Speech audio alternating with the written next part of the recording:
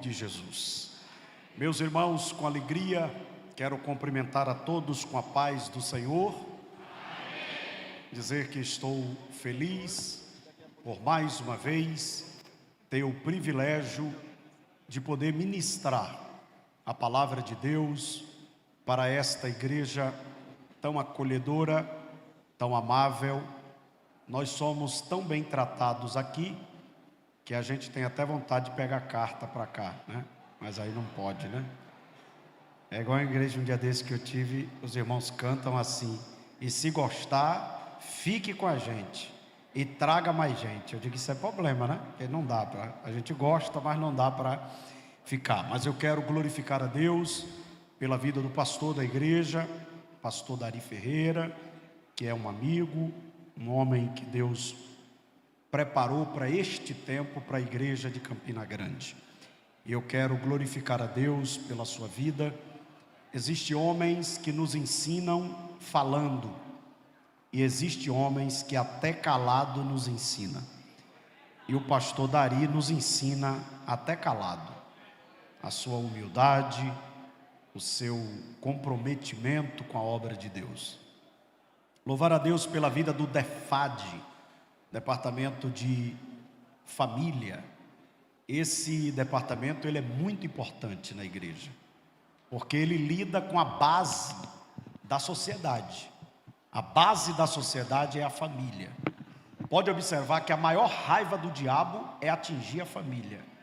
Quando o diabo quer destruir o ministério, ele destrói a família. Quando o inimigo quer perverter a sociedade, ele começa a atacar a família. E nós nunca vivemos uma época em que a família tem sido tão atacada como na nossa geração.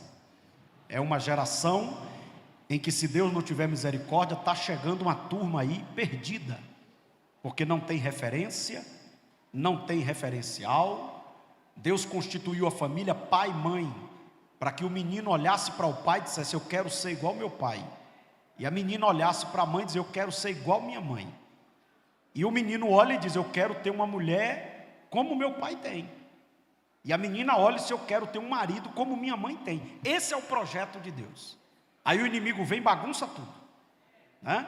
E ele cria uma série de opções. E hoje você tem que ter todo cuidado para falar algumas coisas, né? Eu estive pregando em Brasília, agora na sede, e o pastor contou que Deus deu vitória naquele vídeo, que o pastor americano foi pregar na UMADEB, falou a Bíblia, pregou a palavra, e teve um grupo aí que processou a igreja, porque agora até para pregar a palavra a gente está com dificuldade. O que eles não sabem é que profeta não se cala, profeta não tem medo, profeta não se acovarda. E aí Deus deu vitória à igreja lá. Mas existe uma situação muito complicada, que são esses paradigmas, esses valores que estão sendo mexidos, destruídos em alguns casos. Então o departamento de família ele é muito importante. O departamento de família ele é muito maravilhoso. E eu louvo a Deus pelo apoio que o departamento de família aqui tem, e por este dia e por esta noite. Louvar a Deus pela vida dos vice-presidentes da igreja. Deus abençoe a cada um. Deus abençoe o amigo evangelista César. Deus abençoe de forma especial. Meus irmãos, Deus me deu uma palavra para eu compartilhar essa noite para os irmãos. E eu gostaria de convidá-los para abrir a sua Bíblia no livro de Atos dos Apóstolos, capítulo 10, versículo de número 24. Eu tenho um livro sobre família. Eu estava ministrando no Maranhão e vim para cá. E esse livro esgotou, que é o segredo para proteger a família. Eu tenho um livro sobre missões, e esse livro de missões também só tem um livro, que está ali na saída. E eu tenho um livro sobre o segredo da verdadeira esposa do pastor. Só tem 7 também, tem pouquíssimos. Você que desejar, adquira. Aqueles que encontraram o texto sagrado, dê um sinal pentecostal. Vamos ler a palavra de Deus. E no dia imediato que, entrando e no dia imediato chegaram a Cesareia. E Cornélio os estava esperando. Já tinha convidado seus parentes e amigos mais íntimos. Quem pode glorificar ao Senhor? Amém. Ontem nós ministramos esta palavra na perspectiva missionária. Hoje eu gostaria, o Senhor me chamou a atenção para esse texto. Eu estava hoje buscando a Deus uma palavra para esta noite, o trabalho voltado para a família. E o Senhor me trouxe a revelação desse texto na perspectiva da família, nessa história que envolve o gentil Cornélio.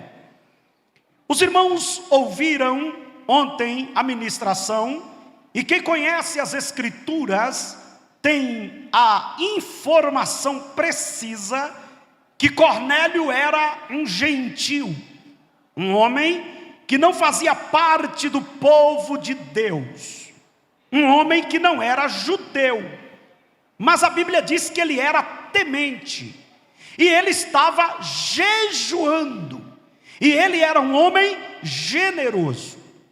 O texto sagrado nos dá estas informações, e a epígrafe do texto nos mostra que ele era um centurião. Quando nós observamos a organização romana que existia naquela época, existia a centúria, que era uma equipe de soldados que andavam a pé, e era uma quantidade de aproximadamente 100 soldados. Aquele homem era de alto grau de confiança do Império Romano. Era um homem que tinha um bom cargo. Era um homem que tinha um bom salário. Era um homem que tinha prestígio. Mas era um homem que entendia que nada disso substitui a comunhão com Deus. Ele estava orando e jejuando, e Deus acha aquela atitude impactante e interessante. E o que é que Deus faz? Deus envia um anjo lá na casa de Cornélio. A Bíblia diz, conforme a descrição de Cornélio, que o anjo tinha uma veste resplandecente. E o anjo chega para Cornélio e dá a ele as palavras que o Senhor havia dito. Olha, eu gostei da tua oração, o Senhor aceitou o teu jejum, e o Senhor gostou, aceitou as tuas boas obras. Mas a informação precisa daquilo que você deve fazer. Você deve mandar emissários seus para fazer uma viagem de 45 quilômetros de Cesareia para Jope. Era uma viagem de 45 quilômetros. Ele chama um soldado da sua confiança, ele chama os seus criados e envia à cidade de Jope para chamar o mensageiro que tinha a palavra para explicar para Cornélio. A Bíblia Sagrada diz que Pedro estava na casa de Simão, preparando-se para o almoço. E Deus aparece e muda os planos na vida de Pedro, porque já havia mudado o plano na vida de Cornélio. Pedro era o emissário que ele precisava para que ele tivesse a informação do que deveria fazer. Eu fico imaginando como é que Deus trabalha. Deus trabalha de uma forma tão extraordinária que ninguém é capaz de fazer o que Deus faz, porque só Ele é Deus. Deus vai lá, cantou Nani Azevedo, Alegria Revelo, e dar a Pedro a chave. Diz: olha, você é meio resistente, eu já vou quebrando suas resistências, eu vou botar um lençol aqui, eu vou te dar uma visão, eu vou te chamar a atenção e eu vou te dar uma ordem: desça e vá com aqueles homens. Eu acho isso interessante, porque tem gente que está envolvido na obra de Deus e ele acha que pode fazer ou não. Não, tem um ditado popular que diz que manda quem pode, obedece quem tem juízo. Deus não diz: ô Pedro, eu gostaria de saber se você concorda. Deus diz: não, os homens já estão aí, desça e vá com eles, que eu estou nesse negócio. Aí Pedro desce, faz uma viagem de 45 quilômetros. Irmãos, isso aqui é uma coisa interessante. Entre o dia que Deus fala com Cornélio e a chegada de Pedro, conforme o texto, 4 dias se passaram. 4 dias se passam da presença do anjo até a chegada de Pedro. E Cornélio dizendo: a explicação está chegando, a explicação está chegando, o mistério vai ser revelado. Porque o anjo não disse o que era. O anjo simplesmente diz: gostei da tua oração, gostei do teu jejum, gostei das tuas esmolas, mas manda chamar Pedro que ele tem a explicação. E aí, agora está Cornélio dizendo: o homem está chegando, o homem é demais, o homem é poderoso, o homem é extraordinário. E não é assim que as pessoas pensam.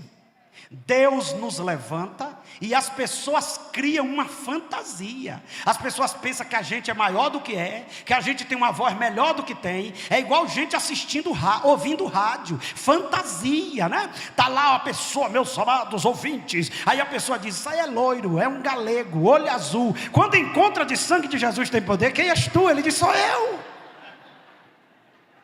Você sabia que às vezes tem isso? Na Bahia tinha um jornalista, um radialista. Ele tinha a voz mais bonita, eu nunca vi uma voz daquela. E não tinha internet naquela época. Na minha época de criança não tinha internet. Meu irmão, quantas mulheres viajaram do interior para conhecer aquele gato? Porque a voz era bonita. Meu irmão, meus irmãos, um alô. As mulheres diziam: meu Deus, sentia até chamada, né? Quem estava no encalhamento profundo dizia: ele, Jesus, é ele. Meu irmão, mas ele era... Hoje, com a filmagem, com coisa, a gente tem que ter cuidado com o que fala. As pessoas chegavam e diziam: eu quero falar com fulano. Ele disse: sou eu. Para de brincadeira, porque as pessoas fantasiam. Sabe o que é que Cornélio pensa? Vai chegar o homem que sabe tudo. Quando Pedro chegou, ele já foi dobrando o joelho, dizendo: misericórdia, majestade, abra a boca, que homem. É aqui que está o segredo. Não é porque você tem chamada que você é o que não é. E cuidado para você não achar que tem o que não tem, porque a glória não é nossa, a glória é para Deus.